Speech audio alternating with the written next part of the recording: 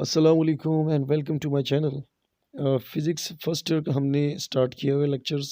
और हमने स्टार्ट किया था चैप्टर नंबर फर्स्ट मेजरमेंट्स। और मेजरमेंट्स चैप्टर के तकरीबन जितने भी टॉपिक्स थे वो हो गए, न्यूमेरिकल भी हो गए। सो इस चैप्टर के भी हम स्टार्ट करेंगे conceptual questions. So conceptual question start करते हैं। So conceptual question number first में हमें कहते हैं for an answer to be complete the units need to be specified Y.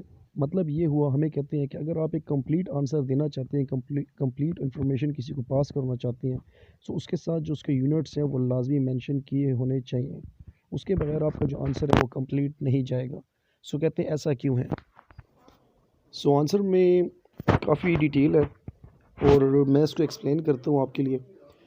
सो देखिए, जितनी भी हमारे पास क्वांटिटीज़ होती हैं उसके बीच में यूनिट लाजमी होना चाहिए। अगर यूनिट हमारे पास नहीं होगा तो हम उसकी कंप्लीट इन्फॉर्मेशन नहीं दे सकेंगे कि हमें क्या चीज़ एक्चुअली चाहिए। सो इसके बगैर, यूनिट के बगैर हमारा जो आंसर होगा वो मीनिंगलेस होगा। मिसाल के तौर पर यहाँ पर भी एक एग्जांपल दी है, लेकिन मैं आपको एक और एग्जांपल देता हूँ। मिसाल के तौर पे आप जाते हैं, एक दुकानदार के पास जाते हैं और उसको बोलते हैं कि मुझे चीनी दे दो, शुगर दे दो। सो आपको बोलेगा कितनी शुगर दे दूँ। सो आप उसको बोलते हैं मुझे 5 शुगर दे दो। 5 शुगर का भाई क्या मतलब हो गया? 5 शुगर का मतलब आप उसको कंप्लीटली इन्फॉर्मेशन नहीं दे रहे। वो आपको हो सकता है या तो 5 दाने चीनी के दे दे, और या तो आपको 5 केजी भी दे सकता है, 5 ग्राम भी दे सकता है। सो इसका मतलब यही हुआ कि वो आपकी बात को सही तरीके से 100% नहीं समझ पा रहा और आपको रिटर्न में सही तरीके से डील नहीं कर सकेगा वो। सो अगर आप उसको कंप्लीट आंसर देना चाहते हो, आपसे पूछता है कि भाई मुझे यूनिट भी साथ में बताओ। सो जब आप उसको बोलेंगे कि मुझे 5 किलोग्राम केजी चीनी चाहिए, 5 केजी, सो वो झट से आपको जल्दी से वज़न करके देगा और आपको, आप जो लेने आए हैं वो आपको कंप्लीटली तौर पर मिल जाएगा। तो इसका मतलब ये हुआ कि कोई भी चीज़ आप लेने जाते हैं, जितनी भी हमारे पास मेजरमेंट्स होती हैं उसके बीच में यूनिट का एक बहुत ज़्यादा इंपॉर्टेंट रोल है। अदरवाइज सो फाइनली हम ये कह सकते हैं कि हमारे पास जितनी भी फिज़िकल क्वांटिटीज़ होती हैं उसके बीच में वैल्यू के साथ साथ हमारे पास यूनिट का होना लाजमी ज़रूरी है। सो मूव करते हैं कंसेप्चुअल क्वेश्चन नंबर 2 पर। और कंसेप्चुअल क्वेश्चन नंबर 2 के हमारे पास जो क्वेश्चन इसमें कहते हैं what are the advantages of using system international of units. मतलब हमारे पास जो ऐसा यूनिट्स हैं इसको यूज़ करने का फ़ायदा क्या है, क्योंकि हमारे पास बाकी भी जो यूनिट सिस्टम थे, जैसे कि M K S system, C G S system, F P S system, वो भी तो हम यूज़ करते थे। सो सिर्फ़ और सिर्फ जो सिस्टम इंटरनेशनल है ये यूज़ करने का हमें ज़्यादा फ़ायदे क्यों हैं, ये पूछ रहा हूँ। सो एडवांटेजेस हम देखते हैं सिस्टम इंटरनेशनल के, हमारे पास क्या क्या एडवांटेजेस हैं, इसके क्या क्या फ़ायदे हैं। सो सबसे पहला जो हमारे पास इसका एडवांटेज है वो ये है कि हमारे पास सिस्टम इंटरनेशनल पूरी दुनिया में इस्तेमाल किया जाता है। हमारे पास पेरिस में जो कॉन्फ्रेंस हुई थी सिस्टम इंटरनेशनल के लिए, उसके बीच में इस सिस्टम इंटरनेशनल के जितने भी यूनिट्स थे वो सब पसंद किए गए थे। मतलब जितने भी साइंटिस्ट थे वो इसके ऊपर एग्री हुए थे इसको इस्तेमाल करने के लिए। सो एक वजह तो ये भी है कि इस वजह से पूरी दुनिया में इसको इस्तेमाल किया जाता है।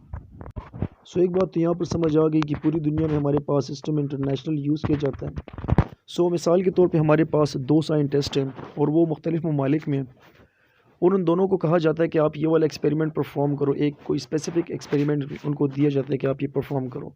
सो जब वो परफॉर्म करेंगे और अगर एक ही सिस्टम इंटरनेशनल, मतलब कहने का ये है कि सिस्टम इंटरनेशनल के यूनिट्स ही अगर वो ओबे करते हैं, सो उनका जो फाइनल रिज़ल्ट आएगा, अगर उनके एक्सपेरिमेंट में कोई और प्रॉब्लम नहीं है, सो उनका जो फाइनली रिज़ल्ट आएगा और उसके जो यूनिट्स आएंगे, वैल्यूज़ आएंगी, वो बिल्कुल एक्यूरेट, दोनों का एक जैसा सेम आएगा।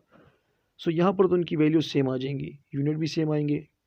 बट यहाँ पर अगर हम इसका उल्टा देखेंगे, अगर वो दोनों साइंटिस्ट हमारे पास मुख्तलिफ सिस्टम ऑफ यूनिट इस्तेमाल करें, मतलब कोई एम के सिस्टम इस्तेमाल करे, कोई सी जी एस सिस्टम, सो उससे जो उनकी वैल्यूज़ आएंगी वो डिफरेंट आएंगी, और वो जब आपस में फाइनली मिलेंगे एक दूसरे से, अपनी वैल्यूज़ एक दूसरे को दिखाएंगे कि हमारे एक्सपेरिमेंट की ये वैल्यू है, सो उनके बीच में क्लैश आ सकता है। सो फिर इन दोनों का काफ़ी ज़्यादा एक्स्ट्रा टाइम लगेगा एक ही आंसर फाइंड करने में, क्योंकि एक समझेगा कि मेरी जो वैल्यू है वो 100% एक्यूरेट है, और जो दूसरा कहेगा कि मेरी वैल्यू 100% एक्यूरेट है। सो इन दोनों को फिर अपनी वैल्यूज़ मिक्स करनी पड़ेंगी और फिर जो यूनिट की कन्वर्जन है वो करनी पड़ेगी। सो एक लिहाज से काफ़ी डिफ़िकल्ट केस हो जाएगा इनके लिए।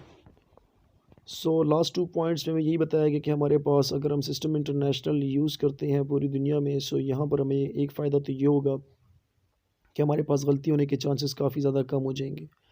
और दूसरा ये कि हमारे पास पहले से होता था कि हमारे पास अगर फॉर एग्ज़ाम्पल एक यूनिट है तो उसके 2-3 किस्म की अलग वैल्यूज़ बताई जाती थी अलग यूनिट्स के साथ। लेकिन सिस्टम इंटरनेशनल ने ये चीज़ ख़त्म कर दी, मीन्स दैट इसका हमारे पास कोहेरेंट नेचर बताया गया सिस्टम इंटरनेशनल में। कंसेप्चुअल क्वेश्चन नंबर 3 हमारे पास है और इसमें कहते हैं how many radians accounts for a circumference of a circle. पहला क्वेश्चन ये है कि हमारे पास एक सर्कमफेरेंस, जो सर्कल का सर्कमफेरेंस होता है उसके बीच में कितने रेडियंस आते हैं। पार्ट नंबर बी में कहते हैं how many radians accounts for a circumference of a sphere, कि हमारे पास एक स्फीयर है और उसका जो हमारे पास सर्कमफेरेंस है उसके बीच में कितने रेडियन आते हैं। सो हमारे पास एक क्वेश्चन है, उसके दो पार्ट्स हैं। सो पार्ट नंबर ए हम देखते हैं कि हमारे पास एक सर्कल के बीच में कितने रेडियंस आते हैं, इसको हम पहले कैलकुलेट करते हैं। तो जैसा कि हमें पता है कि सर्कल का जो आउटर बाउंड्री होती है उसको जो मेजर करते हैं तो उसको हम कहते हैं सर्कमफेरेंस। सो हमारे पास यहाँ पर एक फार्मूला है कि हमारे पास एक रेवोल्यूशन के बीच में जो रेडियंस होती हैं वो कितने होते हैं। सो उसका फार्मूला हमारे पास है radian in one revolution is equal to circumference of circle divide by radius of that circle. तो हमारे पास सर्कमफेरेंस का जो फार्मूला वो है 2πr और रेडियस हम लिख लेते हैं r। सो r के साथ कैंसिल हो जाएगा। सो हमारे पास यहाँ पर पता चलता है कि एक रेवोल्यूशन में हमारे पास 2π रेडियंस होते हैं। पार्ट नंबर बी हम देखते हैं। सो यहाँ पर हमें कहते हैं कि हमें फाइंड करना है कि हमारे पास एक स्फीयर के बीच में कितने रेडियन आते हैं। सो स्टार्ट करते हैं। जैसे कि हमें पता है कि हमारे पास जो स्फीयर का एरिया होता है वो होता है 4πr²। सो हमारे पास नंबर ऑफ रेडियन, अगर हम फार्मूला देखें स्फीयर के लिए तो हमारे पास है area of sphere divide by radius square, मतलब उसी स्फीयर का जो हम है रेडियस का स्क्वायर ले लेंगे। सो वैल्यूज पुट करते हैं। Number of radian in one sphere is equal to 4πr² divide by r²। So r² और r² आपस में कैंसिल हो जाएगा। तो सिंपली आप देखें तो हमारे पास 4π रेडियन ही सिर्फ बच गया। सो हमारे पास number of radian in one sphere हमारे पास है 4π। सो कंसेप्चुअल क्वेश्चन नंबर 4 हमारे पास है और उसमें हमारे पास दो पार्ट्स हैं एक क्वेश्चन के। इसमें कहते हैं what is the least count error. ये हमारे पास पार्ट ए और पार्ट बी में कहते हैं how can least count error be reduce, के हमारे पास जो लीस्ट काउंट का जो एरर आ जाता है उसको हम रिड्यूस कैसे करेंगे। ये हमारे पास पार्ट बी है इसका। सो इसके पार्ट नंबर ए में अगर हम देखते हैं सो हमारे पास लीस्ट काउंट एरर के बारे में कहते हैं the error that is associated with the resolution of instrument is known as least count error, कि हमारे पास ऐसा एरर जो उसके किसी भी इंस्ट्रूमेंट के लीस्ट काउंट से लिंक करता हो, मतलब ऐसा एरर जो लीस्ट काउंट की वजह से हो, सो उसको हम कहते हैं लीस्ट काउंट एरर। सो जैसे कि मिसाल के तौर पे हमारे पास एक इंस्ट्रूमेंट है और उसका जो लीस्ट काउंट है वो है 0.01 सेंटीमीटर। सो जब आप इससे कैलकुलेशन करेंगे, कोई भी चीज़ मैयर करेंगे, सो ये सबसे जो स्मॉलेस्ट आपको वैल्यू उसकी मतलब बता सकता है, मैयर कर सकता है, वो आपको लीस्ट काउंट के जितने ही मैयर करके देगा, मतलब 0.01 सेंटीमीटर से और छोटा आपको मैयर नहीं करके दे सकता। लेकिन आप अगर चाहते हैं कि भाई आप और भी अच्छा आंसर लाएँ, सो ये आपको फिर नहीं दे सकता, इससे छोटी वैल्यू नहीं दे सकता। क्यों? क्योंकि हमारे पास इसका लीस्ट काउंट ही यही है, इससे छोटी वैल्यू ये आपको नहीं दे सकेगा। सो यहाँ पर जो एरर प्रोड्यूस होगा, आप अगर इससे भी स्मॉल वैल्यू की तवक्को से रखेंगे तो आपके पास जो आंसर आएगा उसमें एरर होने के ज़्यादा चांसेस आ सकते हैं। सो पार्ट नंबर बी हमारे पास था कि how can least count error be reduce, कि हम लीस्ट काउंट एरर को रिड्यूस कैसे करेंगे, कम कैसे करेंगे।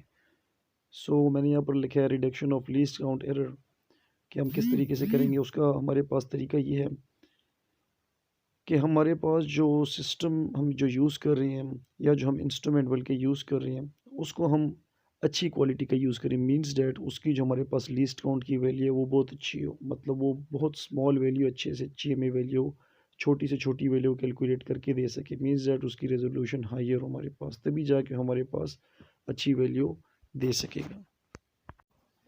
सो आज की वीडियो यहाँ तक की है। इस वीडियो में हमने 4 कंसेप्चुअल क्वेश्चन किए, 1, 2, 3 एंड 4, और ये चैप्टर नंबर 1 से रिलेटेड थे। सो इंशाल्लाह नेक्स्ट वीडियो में हम इसके बाकी जितने भी कंसेप्चुअल क्वेश्चन रहेंगे वो कवर अप करेंगे। आज के लिए इतना ही। थैंक यू, अस्सलाम।